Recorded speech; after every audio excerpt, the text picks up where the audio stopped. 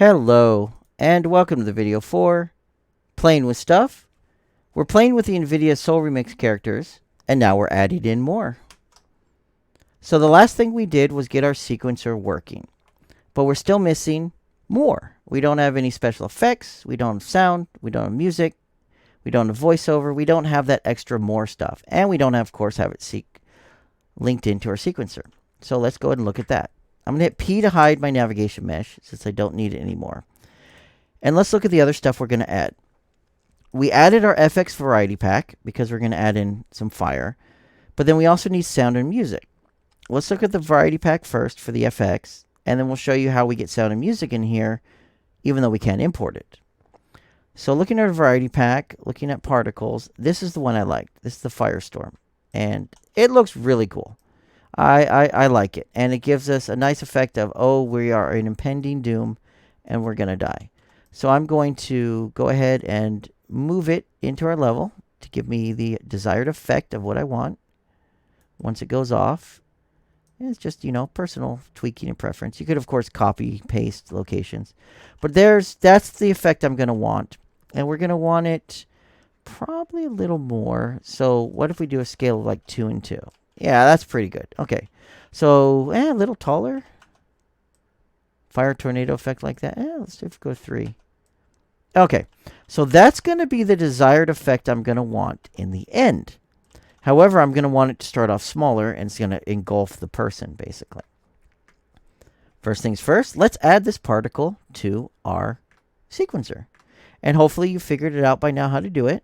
We can add a track, and then let's find that particle. And it's called fire something or other. Of course, everything's called fire in here, so that doesn't help.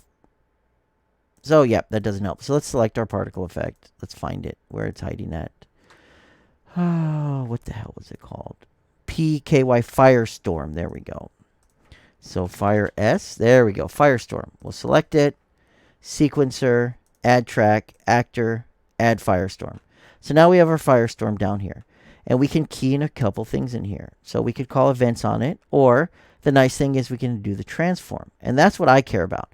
We're going to transform it from small to big over time. So the first thing we're going to want to do is set a keyframe for our default size. So we're going to go to 0. We're going to go back in here and set this to something small. So let's try 0.5, 0.5, 0.5. Let's try that. How's that look? Yeah, gives it a little bit of effect. Okay, so we're going to go with that as our default keyframe. We're going to go to transform. I only care about the scale in this case. So at 0, we're going to keyframe in our scale. If we right click on this, go to properties, you can see times 0, and there's our size. So we're good to go there. Now, when do we want this to happen? Now, coming through here, this right here, this point right here, is when we cycle over to our third camera. So I figure a little bit after it cycles to the third camera, we're going to want to head and have it go big. So we'll do it right around there. So I'm going to go ahead and keyframe again on the scale because I want it to be the same size. I want to make sure it starts at that size and then we go to this size before we start scaling it up. And then we're going to scale it up to right around here to the bigger size. So I'll keyframe again. We'll right click properties and we're going to change this. And we liked 333, I think is what we decided on, right? And we'll hit enter. And then there we go. It's keyframed. And you can see when we hit this point, whoosh, it scales up dramatically. So we'll test this. We'll see what it looks like. Again, we're playing around with stuff. You spend the majority of your time when you're doing stuff iterating and fine-tuning. So the old adage is something like the last 10% of your project takes 90% of your time. And in this case, it's true. We're going to spend an hour or so building our basic setup, and then the rest of it's tweaking. But I like that. There's our Firestorm. We've got an effect in. We're good to go. Now we need sound and effects. Now, where I want my sound and effects from is going to be our elemental demo. So if I open up my elemental demo, we are going to get a really cool particle scene, but it has some nice ambient wind effect I like and some nice sparking fire effect I like. Now you can find this inside of the launcher if we go to your Learn tab. You go to the Learn tab, it opens up. We scroll down, and somewhere in here is the elemental demo. In here somewhere. Okay, let's go back to our thing again and find that again. So, it's hiding in here somewhere. I could swear it's in here. I'm not crazy, right? This is where I found it. Didn't I find it in here? There we go. It's got a different icon, so I was confused. There we go. Elemental demo in your Learn tab. I don't know why the icons are different. And you get this. Now, the problem is create project. This is not add to project. This is create project. So I had to create a separate project so we can open it up and then pull out what we want. But once I did that, we went ahead and I've opened up my project, and here's what we want. And I'm going to go into here. I'm going to filter. I'm going to filter out our sounds. So we want our audio, bloop, right here. And here's all of our different sounds that are inside of our project. Now, the ones I liked was, actually, let's go through here as well. Here we go, ambient. I believe this is the one I liked. Let me unmute this recording so you can hear the sounds with me. So let's try this. Oops. Yeah, so like there's an interior wind and there's some fire pits. So the interior wind is what I want. So I'm going to grab this cue, action, migrate, and we're going to migrate this out kind of like we did the bone mapping. And then we find our thing. So UE4, soul characters, content, select folder. Now we've migrated out this sound. And the other one I liked was a fire pit. I think it's this one. Yeah, so that's going to be the effect of our fire. Same thing. Actions, migrate, find our soul characters, which we've already selected. Hit select folder. Ambient US. Yeah, whatever. We'll figure it out. We'll go back into our soul characters project. And we should now have the elemental sounds. And then we have our ambient and we have our fire. And there we go. So we do that. And then we do that. This was just our cue. And we should be good. Okay. Now we'll go back into our elemental demo, close it out. That was it. Literally, I wanted to steal 2 things from there. But tons of free resources on the marketplace in the Learn tab. And now we've got some nice stuff. Our sound here is going to be played the whole time. So we're just going to grab our cue, drop it into our world. I'm going to put it into the middle, which of course isn't the middle on this one. So we'll do here. And this is going to be our sound cue for our wind. Let's make this bigger. So it's in here somewhere. Or is it going to be inside of our cue? Oh, stupid thing. Let's see. Here we go. Inner radius. Let's go with 3,000. And fall off distance 2,000. I just want to make sure this covers the entire thing. Now, technically, I don't have to do that. Technically, I could have, if we go out of here, you'll notice it's going to cover everything now. We could have used our blueprint director and played that as a 2D sound, so user interface sound. So no matter where our player was, it was always going to be the same effect. But I kind of want to get a little bit of the ambient and spatial sound. So we hit play now. We should be getting back some sound in the background, and we get a nice subtle cavernous effect. Okay, we're good to go there. Next one is we need our fire effect. So same thing, fires. We're going to grab our fire pit and we'll drop it into our level. And we'll figure out where that sound just went to. Which, there we go. It didn't go in for some reason. And we're going to put this one on our fire. And again, same thing. We're going to make this plain.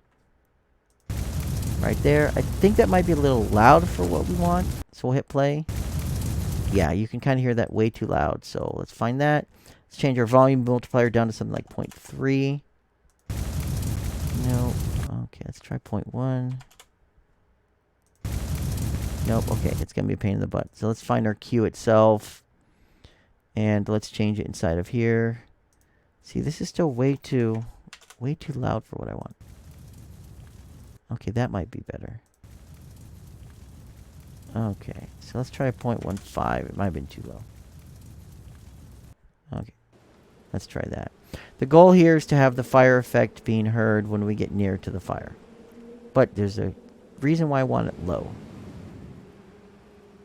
There we go. It's barely audible, Let's pump it up a little more. 0.2. Oops, let's go back into our queue here. No, still too loud.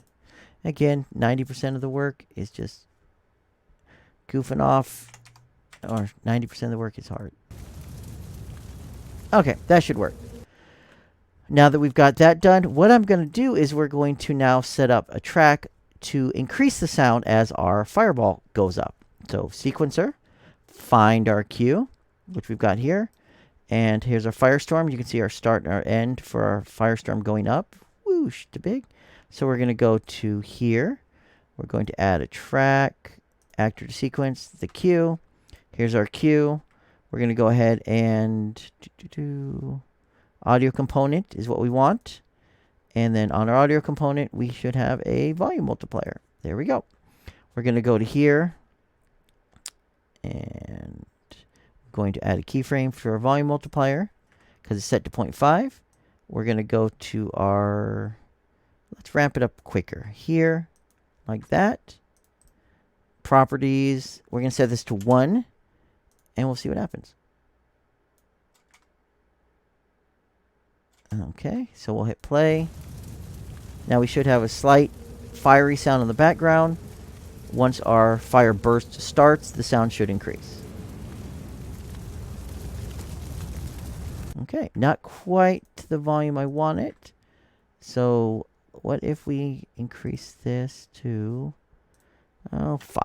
What's going to happen?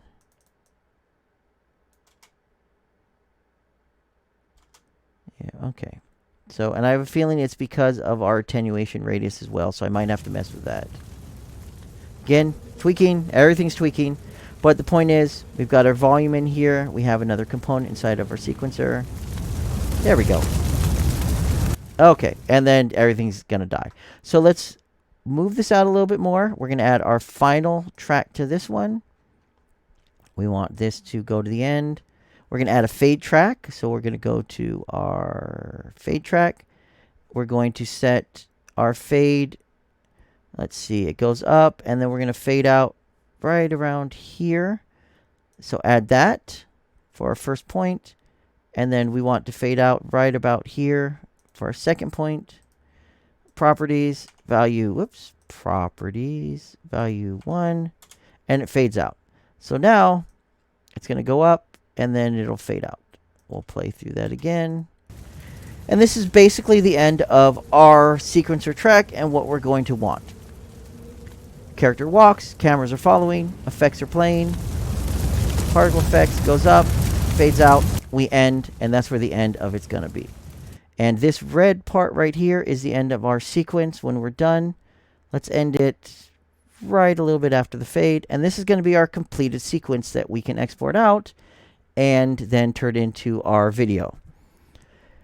Now, there is one other thing I wanted to do. So again, I'm covering third-party tools. I wanted to record a little bit of a voiceover to show you how to pull in stuff from outside. So I'm going to go ahead and start up Audacity. Now, Audacity is a free program you can get online that allow you to record. So if we click here to start monitoring, you notice here's my microphone that I'm recording with. If I was to hit record, now it's going to go ahead and record whatever I'm saying. We can use that to bring in audio. So I'm going to do something like this. Let's see if I can come up with something. Hello, welcome to our tour. Glad you could make it. That shouldn't be happening. Oh, dear. Okay, silly, whatever. You know, just want to go for something. We can scrub through it. Hello, welcome to our tour. We can play back. We can hear what's going on. And we can use these later. So what I'm going to do is grab this first chunk here. I'm going to export selected audio. It's going to be a WAV file. We're going to find somewhere to put it. So I'm going to put it in my downloads folder, if I can figure out where that went to, under 1. And we're going to save this as 1. And that'll be my first soundtrack. And then this part, that shouldn't be, which is me going, oh no. We're going to save out, export, selected audio. We'll save that as 2. And now we have 2 little audio tracks that I took a quick little time to play with. There's tons of other options on Audacity, but this is literally how easy it is to get stuff in. Just record, select your recording device, hit the record button. One key here for the monitoring, for example, just as a hint, generally -3 is about where you want to hit as your max when you're generally talking. So if you look up here, you notice I try hard, I can hit a peak up here around 0. But most of my vocals at the most hit between -6 and 0. And when I'm talking steadily, I'm hitting around the -6 part. So this is good for good volume at normal levels. Close it out. Don't save it. Back in our project. Let's import in our sounds. So we'll go ahead and import. We will grab those ones again. Import both of our files. And there we go. Hello. Play that. Welcome to our tour. Hearing back. Glad you could make it. Audio. And then if we play this one back, that shouldn't be happening. We should be hearing back the second audio. Super simple. If anyone can guess what we're going to do next, kudos to you. We're just simply going to add those to our sequencer. So we're going to add a track, audio track. Audio tracks are really simple. They literally just take in audio and play back audio. Add audio, 1.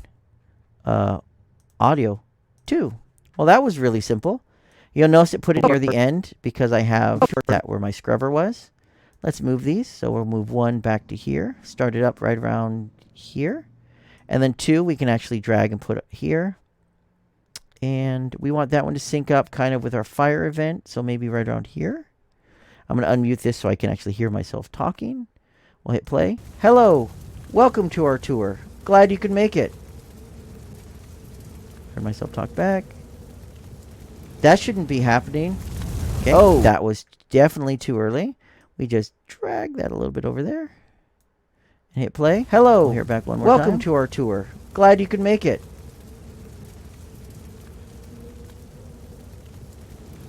That shouldn't be happening. Oh, dear.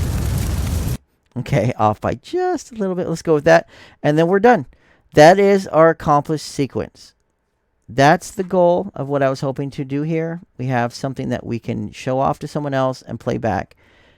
Now you can take more time. You can edit it. You can adjust it. You can add things. But those are the basics. We got a sequence where we have multiple cameras working. We have some events firing off where a character moves. We have some effects firing off with some timing. We have some sounds and some timing. We have some recorded audio we brought in from a third-party program and just dropped in right into our sequencer, queued them up. Now we're ready for our last part. In the next video, we're going to take all of this. We're going to export it out to the appropriate files. I'm going to show you some issues you might run into that. We're going to combine them into one file because unfortunately Sequencer exports out audio and video separately. And then show you how you can then put them into somewhere else. Like maybe you want to upload to YouTube or Instagram or Twitter or something else. But we'll get a usable file.